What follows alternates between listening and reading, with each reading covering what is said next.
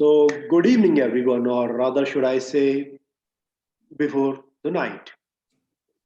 आज हम दोनों रात के इस वक्त we are very sleepy, believe me, but still we are here because right now, not right now, कुछ time पहले, we have decided that we will share our struggle journey with you guys for no reason. I am Gunjan Dubey in UCO Bank, and with me, Bhuvanshu, you please introduce yourself. I am Bhavanshu Singh in Punjab National Bank. तो आज So, हम दोनों my name is Bhavanshu Singh. Please carry on. Okay तो आज हम दोनों आप लोगों को लाइफ की कुछ बहुत इंपॉर्टेंट एस्पेक्ट्स बताएंगे. I don't know if it relates to you और not, that the time will only tell, but as of now only one thing is sure, that what happened, sorry for the instruction, only time will tell that whether it is fruitful or not. The only reason why we have decided to share this experience is कि मैं और भवांशु दोनों ही across the industry and outside the industry बहुत सारे लोगों से interaction में रहते हैं. We got a variety of hobbies. तो लाइफ के अलग अलग तरह के लोगों से हमारा पाला पड़ता है. तो we got to know one thing, that 99% of us are cribbling about our current status, about life, jobs, education and what not.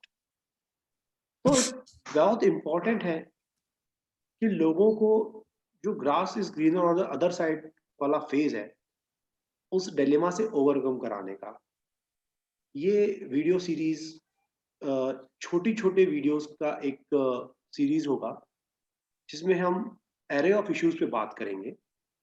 Primarily जो बेसलाइन होगा इस पूरी वीडियो सीरीज का वो होगा हम लोग कैसे बैंकिंग इंडस्ट्री में आए, आने के पहले और बाद में क्या चैलेंजेस हैं, और जो हमारी जर्नी अभी तक की रही है उसके एक्सपीरियंस को शेयर करते हुए ओवरऑल लाइफ को हम लोग डिस्क्राइब करेंगे.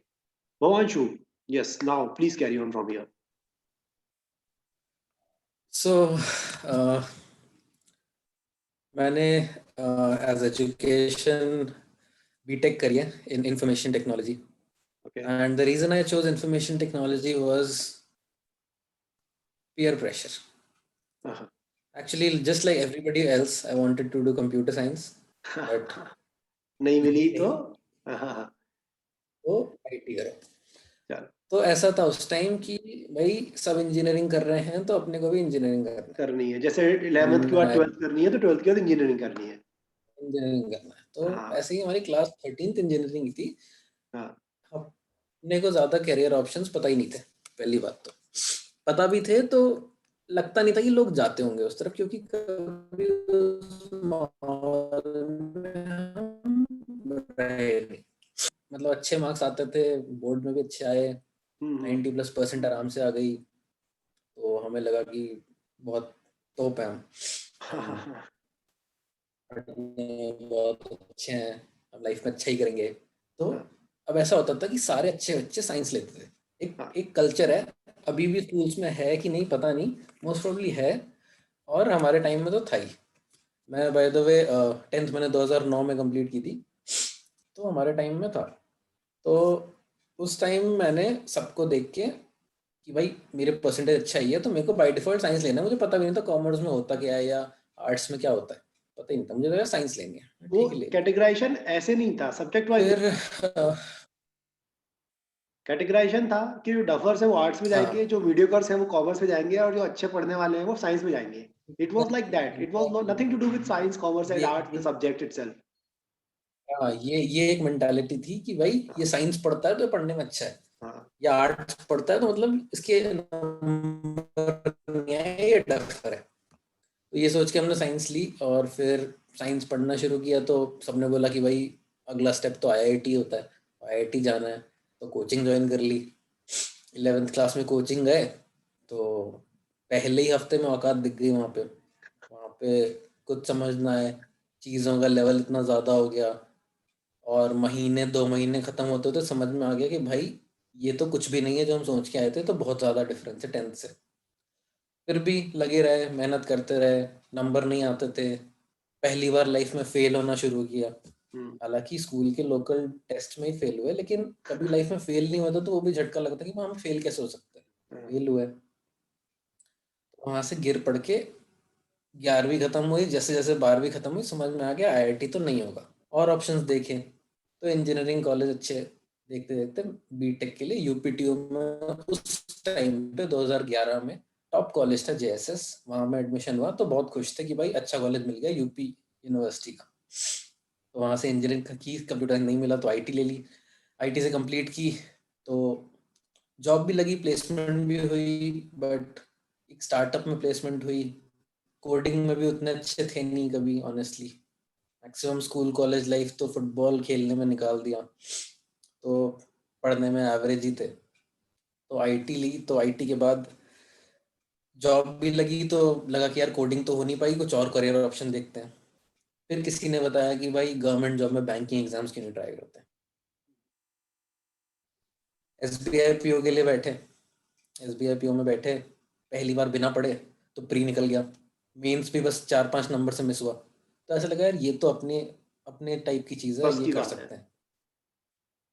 तो फिर उसके बाद सीरियसली प्रिपेयर करना तब से स्टार्ट किया, और उसके बाद फिर अगले साल फिर एसबीआई पीओ क्रैक किया।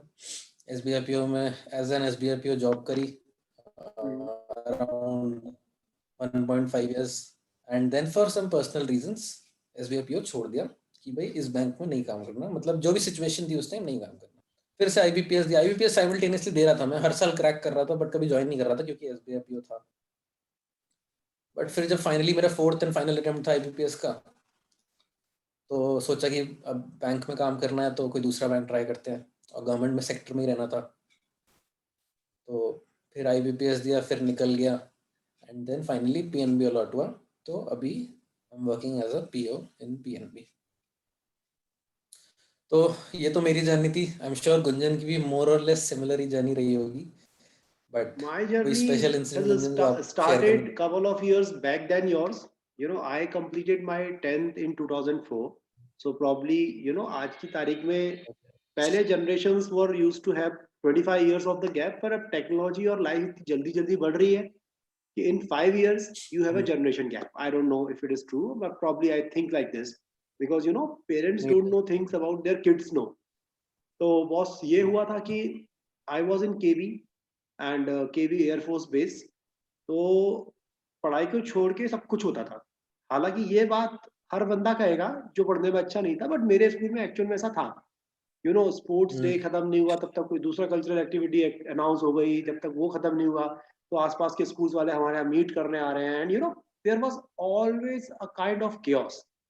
सो एक जो पढ़ाई के लिए सिस्टमेटिक माहौल होता है, इट रियली नेवर हैपन, क्योंकि either your teacher is busy with some other activity or half of the class is not in the class because they are busy with their some other you know extracurricular thing. So ठीक है, it was good for me, very below average I was a student, probably I used consistently scored very bad marks, 70% के आसपास चलती थी मेरी गाड़ी।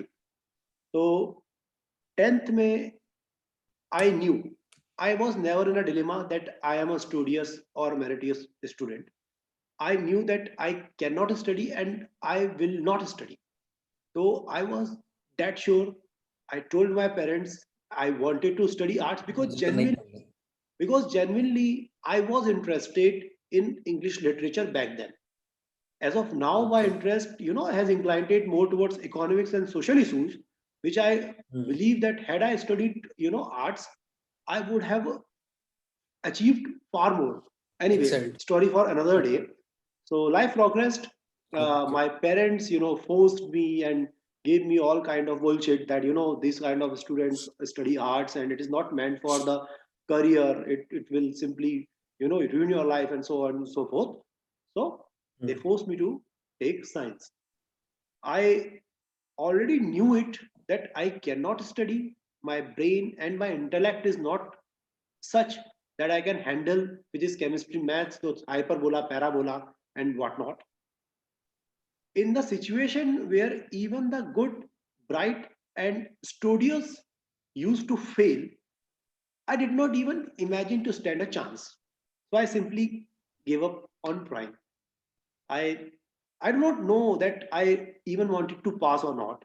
I was in a idle situation. My brain went blank. I had no future prospects, no plans. I was simply going with the flow. Somehow time passes by. I guess I हर किसी की life में ऐसा ऐसा एक point आता ही आता है कि जब उसको हाँ पता नहीं होता कि where we are going, what we will do. हाँ अच्छा आई गेस होता वही क्या फेज है चल। कि फिर वही होता क्या है कि you get into that trap that in the morning you get up you go to the school. अभी आप स्कूल में 6-7 घंटे स्पेंड कर रहे हो और वहां कुछ भी नहीं पढ़ाई हो रही है, एक भी अक्षर नहीं पढ़ाया जा रहा है ना? वो पूरा टाइम वेस्ट हो रहा है या थोड़ा बहुत पढ़ाया भी जा रहा है। तो आप स्कूल से 3-1 बजे आए हो, 2:30 बजे आए हो, एंड देन उसके बाद 3 कोचिंग जाना है आपको या 2 कोचिंग जाना है। अब स्कूल में अगर फिजिक्स का कोई टॉपिक चल रहा है तो कोचिंग में अलग टॉपिक चल रहा है ना? तो स्कूल में तो आप पढ़ते ही नहीं हो ये सोच के कि जो कोचिंग में चल रहा है हम उसके हिसाब से अपनी सेल्फ स्टडी को इंक्लाइन करेंगे, लाइन अप करेंगे। अब आज इतने साल के एक्सपीरियंस के बाद हमको समझ में आ गया है that we are not super human. We have a limited capacity, limited will power and limited ability to put the efforts. एक बच्चा जो सुबह 6-6:30 बजे उठता है, तैयार होता है, स्कूल जाता है, वापस आता है, थोड़ा सा ब्रेक लेता है, ट्यूशन जाता है एंड शाम को 6 बजे फ्री होता है। बस 12 घंटे की चक्की पीसने के बाद उसके पास इतनी पावर तो नहीं होती। मतलब देखो 0.05% स्टूडेंट्स ऐसे होते हैं जो रात के 12 बजे तक पढ़ लेते हैं इसके बाद भी, and those are the ones who really get into the good colleges like IIT and NITs।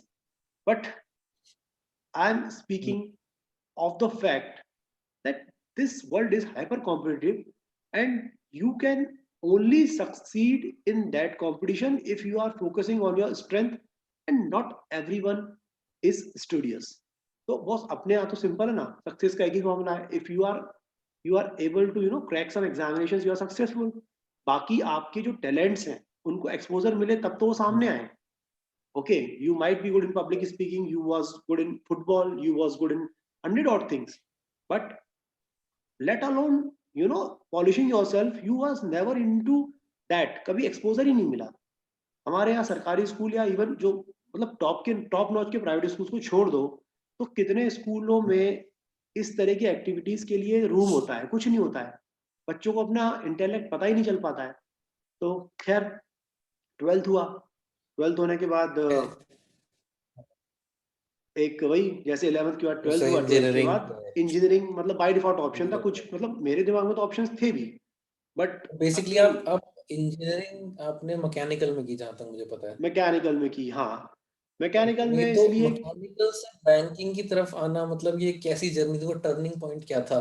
Turning point मतलब तो आपको सिंपल था। कैसे मतलब पता अभी चला अभी कि तक भी कोई अभी तक कोई डेलिबरेट एक्शन था नहीं मेरी तरफ से, है ना? धक्के वाली चीज चल रही थी। मैंने मैकेनिकल में क्यों की? इसलिए की बॉस, क्योंकि उस टाइम भी computer science was on the top. I did not want to get into engineering, let alone the computer science. But I had very little marks in the entrance examinations. तो counseling के time पे whatever branch was left, okay, I get into that। अच्छा थोड़ा सा अभी चले गए mechanical में, तो अब दुनिया को तो बोल नहीं बहुत सकते कि सारे यार एस्पिरेंट्स होंगे जो इंजीनियर्स होंगे और जो इस बात से अभी रिलेट कर पा रहे होंगे कि जो भी हाँ ब्रांच मिल गई वो ले ली। वो ले ली, उसके उसको डिफेंड करना है। आप जाते मैक्सिमम हो। जो आपने भी देखा होगा बैंक इंजीनियर। हाँ तो मैं कंप्लीट कर लेता हूँ। मैं कह रहा था तो हो गया क्या कि मैकेनिकल में हाँ आ गए। जी। तो सच्चाई बॉस ये थी कि mechanical was the left out branch, है ना? वहां पर सीटें ज्यादा थी, बच्चे कम थे, तो मुझे मिल गई। बट देन कूल बनने के लिए एंड बताने के लिए तो आई सेड कि नहीं बॉस, अपने को तो कोर में ही जाना था। ठीक है, अपने को तो कोडिंग करनी ही नहीं है। फिर अपन फंडे देने लग गए कि यार देखो मैकेनिकल के भी तो सारे बच्चे इन्फोसिस TCS में जाते हैं, है ना? तो कोर में जाना है, अपन तो कोर में जाएंगे एंड ऑल दैट। तो वो सब इधर उधर की बातें जो अपने आप को डिफेंड मैकेनिज्म में लाने के लिए करनी थी, करी। ठीक है, नाउ व्हाट हैपेंड, कॉलेज के 4 साल मैं अपनी लाइफ का डार्क फेज मानता हूँ। टू समिट अप, अगर कंपेयर करूं तो मैं 11th और 12th में भी फेल होता था, but at least I was struggling. Every single day I was going to school, I was going to college, I was doing my bit. Something. College में I very comfortably scored a degree with 72 percentage, but I know that I did not gained a word of engineering. I simply wasted 4 precious years of my life. Had I simply done nothing, completely enjoyed it, it would be a better, I would be a better off, I would be better off, है ना. But वो 4 साल इतने waste किए ना मैंने, उनको life में किसी चीज का रिग्रेट नहीं है. पर उस चीज का है, अपने लिए नहीं है, इस चीज के लिए है कि बॉस ये ना एक पूरा सिस्टमेटिक स्कैम है. Students are trapped into the situation जहां उनको ना तो एक्सपोजर मिल रहा है, ना प्रॉपर एकेडमिक एजुकेशन मिल रही है. एटलीस्ट ठीक है बॉस, आप बोलते हो कि आप प्रैक्टिकल लाइफ में नहीं भेज रहे बच्चों को, किताबी कीड़ा बना रहे हो, एटलीस्ट किताबों से तो पढ़ने दो ना यार. बट वो 4 साल बस शेयर वेस्टेज, ज्यादा क्रिबल नहीं करता, वो पार्ट निकल गया तो ठीक है, जाने दो. ओके. उन 4 सालों के बाद हुआ ये कि लाइफ का असली असली स्ट्रगल शुरू हुआ. असली स्ट्रगल कैसे? प्लेसमेंट ना होनी थी, ना हुई. Okay. Then I went to Delhi NCR region. हाँ, कि भाई कैसे, मतलब जॉब जॉब हंटिंग में मुझे लगा कि it is a cake walk. में जाऊंगा कंपनियों में और वहां जाके बोलूंगा कि मैं जॉब के लिए आया हूँ, वहां पर वॉक इन्स होंगे एंड ऑल दैट. फिर मैं जाना शुरू किया, मैंने गुड़गांव में, नोएडा में, जो मारुति और उनके आसपास की बड़ी बड़ी वेंडर कंपनीज हैं. पर वहां जाके नई चीज पता चली. तो जो वॉचमैन होते हैं, they won't even let you in. Okay. They simply ask you to submit your resume with them, and I know that later on it gets straight into their trash. Okay, it really never reaches to HR because it was never meant to be. फिर पता चल गया कि यार ये तो यहाँ पर ऐसा हो रहा है. देन वहां पर बहुत सारी छोटी छोटी कंसल्टेंसीज खुली हुई हैं एक एक कमरे में. Okay. they ask you to pay them your 1 month salary and they somehow get you in from some back door. तो वहां से भी ट्राई किया, but hardly anything. Then fortunately I got into a big steel company. Okay, it was a open campus and I appeared into it and got into that. वहां पर जाके then कुछ life में एक सक्सेस टेस्ट हुआ. Okay, by the hook of love I got into it, but when I get there now, I've seen guys from NITs and other very good colleges who were working there. Okay, तो at least कुछ अच्छा लगा. मतलब there were engineers from South Korea and Hitachi with whom I was working. I should not say that I was working with them, I was working for them. Okay, because I was simply a laborer there. I did not had any practical engineering knowledge so far. तो ये सब किया. अच्छा, वहां पर भी बहुत simple था कि रैट रेस थी जो अभी तक दुनिया में होती आई थी. अभी तक इंजीनियरिंग के लिए थी, अब वहां पर सब लोग या तो जीमेट के लिए, या जीआरई के लिए, या एमबीए के लिए, कैट के लिए पढ़ रहे थे. ओके, तो अपन ने भी पढ़ा, उठा ली किताबें, भैया चलो कैट करते हैं, कैट करते हैं. बट जब शुरू कर दी पढ़ाई, then only I got to know that boss, in order to get into a good IIM or some very prestigious management college, you simply don't need a scorecard. What you need is a profile. It requires your 10th class, 12th class marks, how well you performed in graduation, what other co-curricular activities are there. And then I was a male engineer and general, so gates were simply closed for me. So however, I scored very good marks in CAT, but really had no good calls from any of the colleges. Few of them I had, but really never converted them. So I appeared same time in the banking. IBPS was a fresh thing back then. It was so popular because 2010 में first time IBPS हुआ था. उसके पहले banks अलग अलग recruitment करते थे, and उससे बहुत सारी प्रॉब्लम्स हो रही थी. एक तो बल्क में कभी वैकेंसी निकलती नहीं थी, या होता भी क्या था कि बच्चे जब एक से ज्यादा बैंक में सिलेक्ट हो जाते थे, तो सारी बैंक्स का ऑफर लेटर लेने के बाद वो किसी एक बैंक को ज्वाइन करते थे. तो बैंक्स के लिए बहुत बड़ा टास्क था कि उन सारे बैकलॉग्स को कंटिन्यूसली भरते रहना. तो IBPS was there, and in 2013 I appeared for the IBPS and it was my first attempt. I cleared it, and from there I joined UCO Bank. तो ये मेरी जर्नी थी बैंक ज्वाइन करने से पहले. तो जैसा कि हमने देखा कि बैंकिंग, मुझे किसी ने एक बार SBI में कहा था कि बेटा सच बताना, बैंकिंग तुम्हारा पहला करियर चॉइस तो नहीं था. बैंकिंग किसी का करियर चॉइस नहीं होता. तुम बाकी जगह से धक्के खा लिया, इसलिए तुम यहाँ आए हो. हालांकि इन अ वे जब मैं सोचता हूँ तो ये सच है, लेकिन यहाँ आने का भी मुझे इतना भी रिग्रेट नहीं है, क्योंकि हर प्रोफेशन की अपनी एक set of challenges, set of problems होती हैं, और यहाँ भी हैं। लेकिन फिर भी जब मैं कंपेयर करता हूँ तो ऐसा लगता है कि अगर मैं ये नहीं कर रहा होता तो मैं क्या कर रहा होता। तो उस हिसाब से मुझे लगता है कि मैं एक सोसाइटी में भी एक लेवल पे हूँ, और पर्सनली भी प्रोफेशनली भी एक लेवल पे हूँ। तो मुझे लगता है कि कोई भी डिसीजन पूरी तरह से कभी गलत नहीं होता। हाँ तो अ, तो भले ही हम सबके रास्ते अलग अलग हो बैंक में आने के, लेकिन बैंक में आके हर कोई सर्वाइव कर लेता है, हर कोई अच्छा कर लेता है। ग्रो अपॉर्चुनिटीज अभी भी बैंक्स में सबसे ज्यादा हैं, क्योंकि अ, उस तरह की वैकेंसीज क्रिएट होती हैं बैंक्स में, स्पेशली पब्लिक सेक्टर बैंक्स में। हम्म, तो अपॉर्चुनिटीज तो डेफिनेटली है। तो ये तो हम दोनों की जर्नी हो गई कि हम कैसे इस रास्ते पे आए। अब इस रास्ते पे आए हैं तो गुंजन, मैं आपसे ये पूछना चाहता हूँ कि अभी आपका मतलब एक्सपीरियंस कैसा है बैंक में, और जितने भी आपने स्ट्रगल किए हैं लाइफ में, क्या अभी आपको सब कुछ वर्थ लगता है? मतलब एक शॉर्ट में अगर आप बता सकें हमें। यार ये तो बहुत बड़ा क्वेश्चन है मेरे हिसाब से। इनफैक्ट मैं यहाँ पर शॉर्ट में तो नहीं बता पाऊंगा, थोड़ा सा टाइम लूंगा आपको। मैं ये बोलना ठीक है। चाहूंगा कि इस क्वेश्चन का आंसर या ब्लैक या व्हाइट नहीं है, उसके बीच में बहुत सारा ग्रे एरिया होता है। कुछ बिल्कुल। कुछ दिन ऐसे जाते हैं जब आपको वास्तव में फील होता है लाइफ के बारे में प्राउड, अपनी जॉब के बारे में, क्योंकि आपने 5 साल पहले कुछ ऐसा किया था जिसकी वजह से किसी की जिंदगी बदल गई, तो नहीं कहना चाहिए, बहुत बड़ा टर्म हो जाएगा, पर उसका कुछ भला हो गया। और वो आके आपको भला हो गया। सामने से आके बोलता है कि सर आपकी वजह से ये हो गया और मैं ऐसा वैसा। तो you really feel good about your self, you really felt the importance of your industry and its place in the society, the role this banking industry plays in upliftment of the society and the whole uh, country. कुछ दिन ऐसे जाते हैं जहां रोना आ जाता है, people are getting in and सब तरह के बात बोलते हैं, ऐसी ऐसी सिचुएशंस होती हैं, प्रेशर प्रेशर सिचुएशंस होती हैं।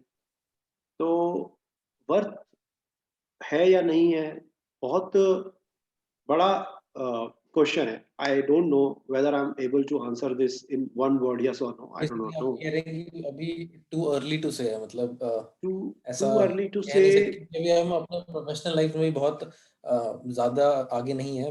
अभी कहीं हाँ आप तो मुझसे ज्यादा एक्सपीरियंस, आप समवेयर इन द मिडिल कह सकते हैं, हाँ, अर्ली। मैं तो खैर अर्ली बहुत early stage stage only pay हूँ, मेरे लिए तो ये सवाल वैलिड नहीं है अभी। बट मैं जहाँ तक कहूँ, मेरे पर्सनल हिसाब से बैंक में आना, बैंक में जैसे आपने कहा कि कई कई दिन तो बहुत अच्छे जाते हैं, और कई कभी कभी आप लोगों की मदद कर पाते तो आपको अच्छा लगता है। बट कभी वही लोग जब आपको किसी इनएफिशिएंसी के लिए पॉइंट आउट करते हैं, या आके बहुत ही गलत तरीके से बोलते हैं, क्योंकि बैंक में माहौल रफ हो जाता है। क्योंकि आपको ऐसी ऐसी जगहों पे पोस्टिंग मिलेगी, लोग रफ हो जाते हैं आपसे, और आपको सुनना पड़ता है विद अ स्माइल, क्योंकि ये आपकी जॉब है, it's part of your job.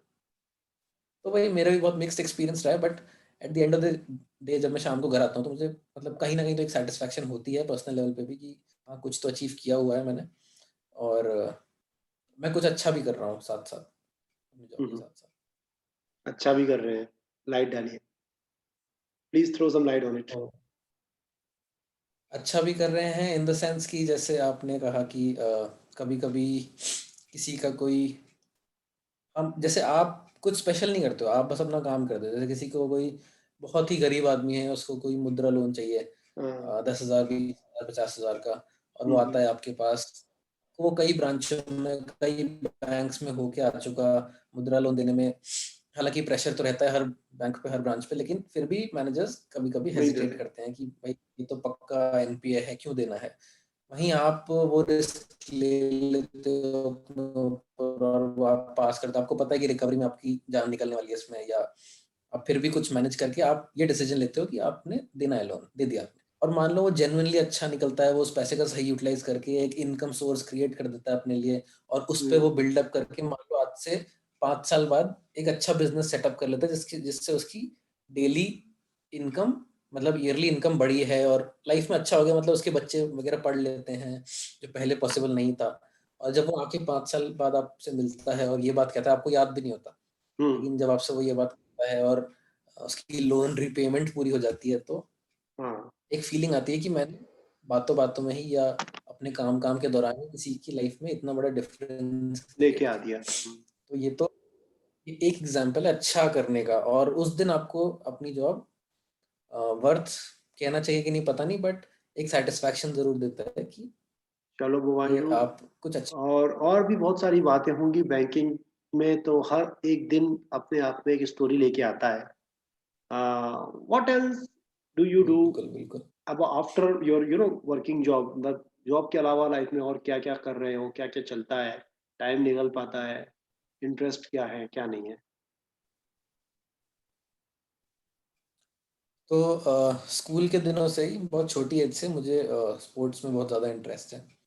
और मैंने अपना बचपन का बहुत टाइम, स्कूल का कॉलेज का बहुत टाइम स्पोर्ट्स में दिया है। मे बी वो भी रीजंस था कि मैं पढ़ने में उतना आगे नहीं था उस टाइम, पर स्पोर्ट्स में बहुत आगे था। और स्पोर्ट्स में वही प्रॉब्लम थी कि सपोर्ट नहीं था, encouragement नहीं थी, अपॉर्चुनिटीज नहीं थी, तो आगे कभी बढ़ने का सोचा भी नहीं, मतलब सच बताऊं तो सोचा ही नहीं। हम्म। फिर भी एक दो बार पीयर प्रेशर में आके या किसी की बातों में आके स्टेट लेवल पे ट्राई किया, स्टेट लेवल में एक दो राउंड सेलेक्ट भी हुए, बट फिर ज़्यादा आगे गए नहीं। तो अभी भी बैंक के बाद जैसे वीकेंड्स होते हैं तो अभी भी फुटबॉल मैं कंटिन्यू कोशिश करता हूँ कि कंटिन्यू रहे, फॉर द पर्पस कि एक तो फिजिकल फिटनेस थोड़ी मेंटेन रहती है, क्योंकि आपकी सिटिंग जॉब है, आप बहुत देर बैठते हो, तो थोड़ी बैक प्रॉब्लम्स वगैरह आ जाती है लोगों की, थोड़ा वेट भी गेन होने लगता है, तो उसके लिए फिजिकल एक्टिविटी थोड़ी थोड़ी होनी चाहिए। उसके अलावा जैसे आप भी उस क्लब के पार्ट हो, हम्म। टोस्ट मास्टर्स एक public speaking leadership development club है हम्म। जो कि हेल्प करता है। हर एवरी संडे उनकी या वीकली वंस उनकी मीटिंग होती है, और हम्म। आई गेस हर लोकल एरिया या स्टेट या मेजर सिटीज में तो है ही क्लब, आजकल तो है। बहुत मीटिंग होती हैं। हम्म। तो वो अटेंड करता हूँ, जैसे कि थोड़ा लोगों से मिलता हूँ, पब्लिक स्पीकिंग, थोड़ी बोलने की प्रैक्टिस होती है, थोड़ा स्टेज फियर कम होता है। इसके अलावा आई राइट, मैं ब्लॉग्स वगैरह या थोड़ी बहुत हम्म। पोएट्री ये लिख लेता हूँ। हाँ, यू हैव अब पब्लिश्ड योर ये ब्लॉग, राइट राइट। तो इतना टाइम तो अब नहीं मिलता बैंकिंग के साथ, बट मैं जब भी मुझे टाइम मिलता है तो मैं ये मतलब एक्स्ट्रा चीजें ट्राई करता रहता हूँ, क्योंकि उससे क्या होता है कि आपका लाइफ में आपकी जॉब, क्योंकि आपकी जॉब मोनोटोनस है, मतलब मोनोटोनस है। फेस इट, बैंकिंग बहुत मोनोटोनस जॉब है, आपको रोज वही काम करना है, और एक टाइम के बाद आपका इंटरेस्ट चला जाता है। तो थोड़ा लाइफ में इंटरेस्ट रखने के लिए ये सब एक्स्ट्रा चीजें भी करता हूँ मैं। एंड जैसे कि ये वीडियो जो हम बना रहे हैं फेलो एस्पिरेंट्स के लिए, ये फ्यूचर उसी का एस्पिरेंट्स पार्ट के है। लिए, ये भी उसी का पार्ट है, क्योंकि हमने सोचा कि अब इतना हमने अचीव कर लिया, तो मे बी शायद हमारी स्टोरी सुन के कोई रिलेट कर पाए, किसी को हेल्प हो, किसी को मोटिवेशन मिले। अगर जैसे कहते हैं, हर कोई कहता है वैसे, जैसे एक बंदा भी इंस्पायर होता हमारे लिए बहुत है। बहुत। तो अ, तो यही डेली वही रूटीन वही रहता है मैं मेरा, बोलना चाहूंगा वीकली कि रूटीन अगर। अभी फिलहाल हम इस वीडियो को यहाँ पर सम अप करेंगे, और जो भी लोग हमको देख रहे हैं, मैं यहाँ पर उनको एक बात बोलना चाहूंगा कि आने वाले टाइम में इस तरह के और वीडियोस आएंगे। The only thing which we try to do, that we tried to keep this realistic, we did not scripted it, we did not formulated it, we just kept it the way हमने कोई we plan are। नहीं किया है, हाँ, हो क्या रहा है हम कि बस दो। आजकल हो क्या रहा है कि आजकल this viewership and this subscription and this whole marketing strategies had forced people to insert unrealistic things to make their content more attractive. We might not sound and look attractive, but the whole this is the whole point. Because believe me, the reality of the life is harsh, it is not attractive. When you get into something, whether it is a job or any profession, you got to know that presenting one thing is different, packaging karna is not good. It is important to keep things real. ये एक video था जिसमें हम बहुत random गए थे. आने वाले टाइम में we are going to push things with an agenda. We are going to try focus and deliberate on things which are important for our future aspirants. We will cover various aspects like preparation for the competitive examination, preparation for the interview, your initial years in the banking industry, how to survive, how to how to prepare for your JIB, CIIB, how to survive with difficult bosses, difficult postings. So, guys, there's a lot to come. Exactly. I want you so to be with us. मैं यहाँ पे And add करना चाहता हूँ कि यही इस video को जो मैं कहता हूँ बहुत रियलिस्टिक बनाता है कि हम आपको एग्जैक्ट सिचुएशंस बताएंगे जो हमने फेस करी या जो हमारे फेलो कलीग्स फेस करते हैं, फेस कर रहे हैं. उससे कैसे डील करना है, कैसे आगे बढ़ना है. खैर बैंकिंग इंडस्ट्री की बात तो हम आगे काफी आगे वीडियोस में करेंगे, बट अभी जो नेक्स्ट फ्यू वीडियोस आएंगी वो बेसिकली प्रिपरेशन पे फोकस करेंगी. एक बैंकिंग प्रिपरेशन एक मेंटालिटी है. जो भी कहता है कि आप 2 महीने कोचिंग लेके बैंकिंग एग्जाम निकालो, ठीक है निकाल लेते हैं कुछ लोग, लेकिन वो तभी जब उनकी कुछ बैकग्राउंड नॉलेज होती है. तो वो बैकग्राउंड नॉलेज, वो बैकग्राउंड मेंटालिटी कैसे बनाए कि आप बैंकिंग एग्जाम एक अटेम्प्ट में या ज़्यादा से ज़्यादा 2 अटेम्प्ट में निकाल पाए. और ट्रस्ट मी, जो ये स्ट्रैटेजीज हैं ये बहुत ज़्यादा रियल हैं, क्योंकि हमने भले ही डिफरेंट टाइम्स में निकाली हैं एग्जाम्स, बट हमने भी कई कंपटीशन हमेशा बार से ये उतना ही था. निकाला. तो कंपटीशन अपने टाइम के हिसाब से रिलेटिवली कंपेयर करो तो सेम ही रहता है. सेम ही रहता. तो हम बेसिकली आने वाली वीडियोस में हम एक स्ट्रेटेजिक अप्रोच पे बात करेंगे कि हमने कैसे शुरुआत की, हमने डेली रूटीन क्या बनाया, कैसे हमने बैंकिंग में हम घुसे धीरे धीरे प्रिपरेशन में. फिर जब एग्जाम की नोटिफिकेशन आई या 1-2 महीने बच गए तो हमने अपनी कैसे प्रिपरेशन को अलाइन किया. एंड फिर फाइनल एक हफ्ते में कैसे पुश किया, कैसे रिविजन किया, एग्जाम देने कैसे गए, उसके बाद फिर इंटरव्यू में कैसे अप्रोच किया, ये सारी बातें हम आने वाली वीडियो में And करेंगे. here I would also like to specify that we are not only focusing on IBPS, we are, very much inclusive about it. We are also giving a very, very detailed, explanation about the RBI, because both me and Vivanshu have extensively prepared for it, for reasons best known to the Almighty. We did not make it a final cut, but we really, really pushed it hard, and we can probably bring very good insight out for the examinations. तो आपके लिए वो बहुत helpful होने वाला है. I will be, dealing with SSC. तो एक overall, package बनाना पड़ता है, क्योंकि होता क्या है कि when you are preparing, you simply cannot, rely upon one examination, because more or less Exactly. सबका एग्जाम का जो बेस लाइन है वो बेसिक सबका सिमिलर है. पैटर्न सबका अलग है, सबकी तैयारी की स्ट्रेटजीज अलग अलग होती है. बट आपका मैथ अच्छा है, आपकी इंग्लिश अच्छी है, आपकी जनरल नॉलेज अच्छी है, तो you can fight any examination. So it is simply, जैसे भवांशु ने अभी बोला, it is more about mentality. It's more about your outlook, because आप लोग भी देखेंगे that those who prepared for banking also cleared SSC and other examinations, because it is not about preparing for banking, it is about preparing for mathematics, English and other syllabus and other subjects. ये सही बात है कि उनकी approach बहुत अलग होती है, but it is very important to never put all your eggs in one basket. I'm telling you, because you never know which Exactly. days, which day you got lucky, which day you got unlucky.